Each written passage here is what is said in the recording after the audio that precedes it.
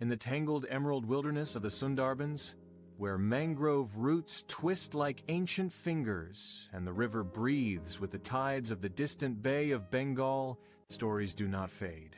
They settle into the mud. They ripple across the water. They whisper through the leaves. And among those stories, none is greater than the legend of the crocodile who once slept through danger and became the greatest guardian the jungle had ever known.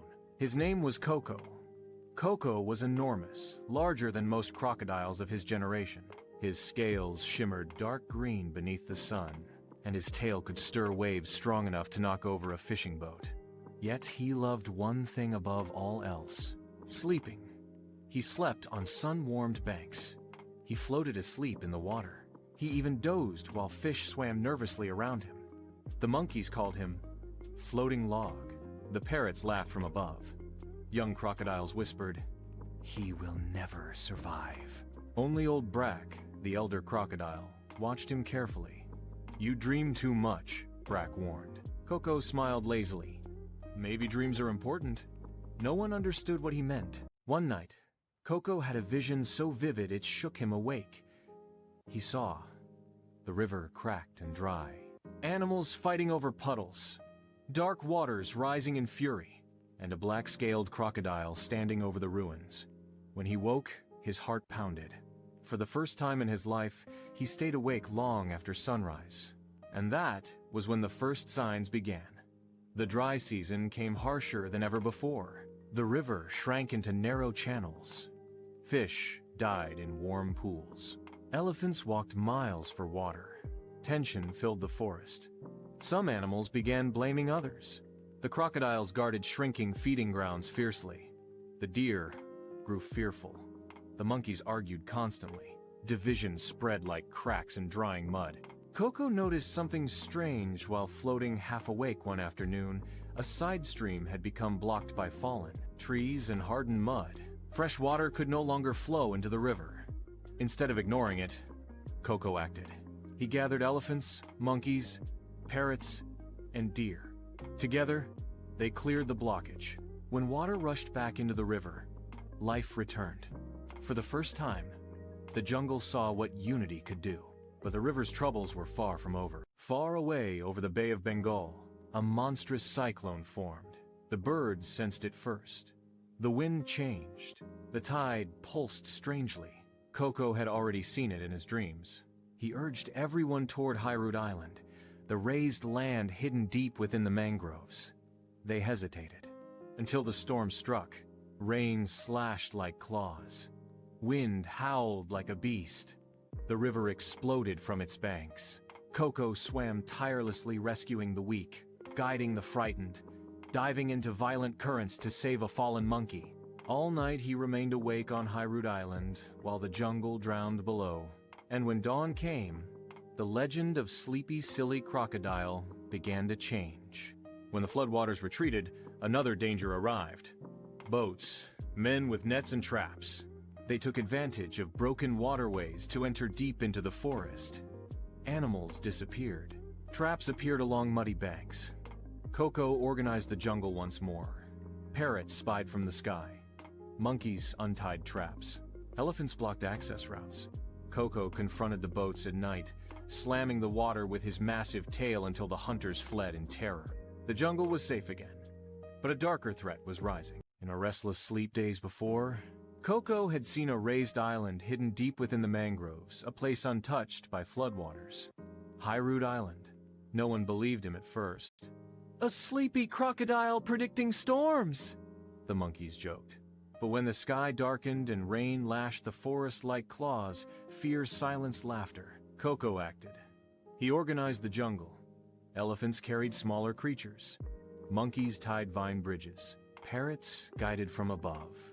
And Coco swam tirelessly beside the weakest, pushing logs aside, letting frightened rabbits cling to his back. When a young monkey slipped into the raging water, Coco dove into the violent current without hesitation. For the first time in his life, he did not drift.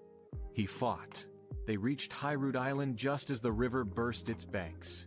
From above, they watched their forest drown. And all night, while others trembled, Coco stayed awake, guarding. When the storm passed, the jungle lay wounded but alive. Coco was no longer mocked. He had saved them. But peace in the Sundarbans never lasts long, because storms are not the only forces that rise from the sea. From the salty edges near the Bay of Bengal came a shadow, a crocodile enormous, beyond imagination, scarred by sea battles, with one broken fang and eyes burning like embers. Ragnar Blackfang. Once ruler of these waters, he had been swept away by a flood years ago. He survived. He hardened. He returned.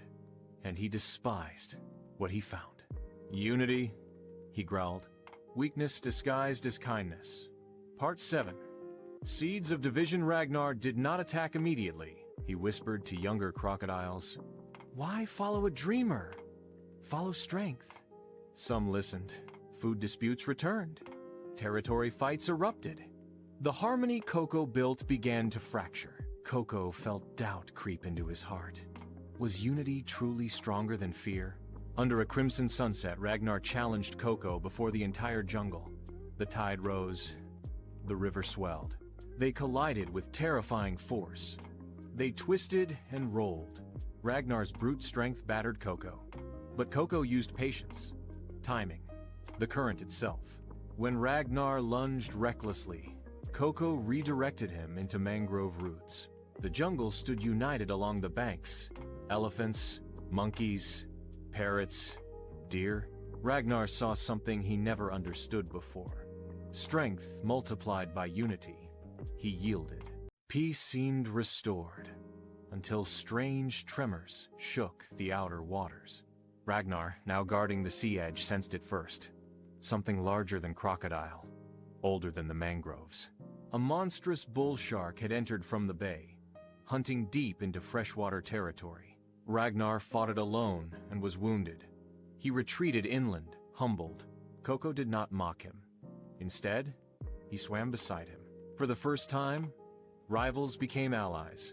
Together, they lured the shark toward shallow mangrove roots where it could not maneuver. Ragnar struck first. Coco followed. United, they drove the beast back to the sea. The jungle witnessed something powerful.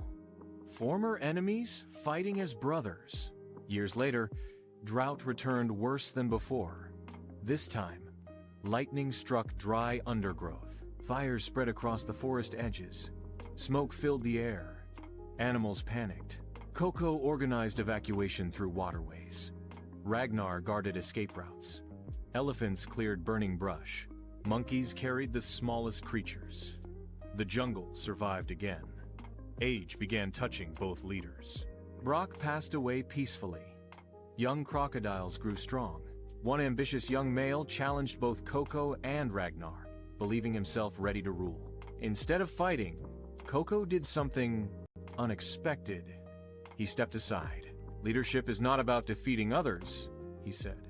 It is about serving them. The young crocodile, seeing the respect Coco commanded, one quiet monsoon evening in the Sundarbans, heavy rain returned unexpectedly. A young mother crocodile had laid her eggs near a muddy bank, but the rising water loosened the soil, and several tiny hatchlings were swept into a narrow, twisting water channel. Their soft cries echoed in the night. Most crocodiles hesitated. The channel was too shallow in some places and too narrow in others. It led toward tangled mangrove roots where predators often waited. But Coco heard the cries. Without thinking, he slid into the narrow passage, scraping his sides against sharp roots. The water was murky and fast-moving. Small bodies bobbed helplessly between branches. Coco gently scooped them one by one onto his broad back. At one point, a python coiled from the roots, eyeing the helpless hatchlings. Coco did not roar or attack wildly. He simply stared calm, unblinking, immovable. The python slowly retreated. When Coco returned the babies safely to their mother, the jungle fell silent in awe. From that night onward, the youngest crocodiles followed him, not out of fear but admiration. The sleepy, silly crocodile had become the guardian of new life. Years later, a rare solar eclipse darkened the sky above the Bay of Bengal. The jungle had never seen such darkness during daytime. Birds screeched in confusion. Monkeys panicked. Even elephants trumpeted in fear. Shadows stretched unnaturally long. The temperature dropped. The rivers seemed to pause. Whispers spread. Is this the end? Has the sky broken? Ragnar himself seemed unsettled. But Coco, the crocodile, remembering ancient stories told by old Brock, understood. He climbed onto a sunlit rock, now dim under the eclipse, and remained completely still, calm, unmoving. The animals watched him. If the guardian was not afraid, perhaps there was no reason to fear. Slowly, panic softened. When the sun returned and light spilled back across the mangroves, the jungle erupted in relieved sounds. From that day, Coco was no longer just a protector of bodies. He became a protector of hearts. He protects the innocent, hatchlings. He shows peaceful strength with powerful rivals. He brings calm during mysterious fear. He is no longer only a storm hero or battle victor. He becomes a guardian of life, a symbol of balance, a source of courage. One blazing afternoon during another dry spell, the water level fell dangerously low again. Animals gathered cautiously around the remaining deep pool. Then came a powerful presence from the trees, a majestic Royal Bengal tiger. The deer froze. Monkeys scrambled upward. Even younger crocodiles tensed, expecting conflict. The tiger lowered its head to drink, but it locked eyes with Coco. For a long moment, predator met predator. Ragnar Blackfang, watching from deeper water, prepared for confrontation. But Coco did something unexpected. He slowly backed away, giving the tiger space. No challenge, no dominance display, just silent respect. The tiger drank peacefully and left without incident. That day, the jungle learned something profound. True strength does not need constant proving. From then on, a strange balance formed between river and forest. The tiger never hunted near Coco's waters, and Coco never threatened the tiger's territory. Years later, when Coco finally rested for the last time beneath a golden sunset, the entire jungle gathered. Even Ragnar stood silently beside him. The river flowed gently, as if bowing, and the story of Sleepy Silly Crocodile became eternal. Not because he was the strongest, not because he won battles, but because he taught the jungle something deeper.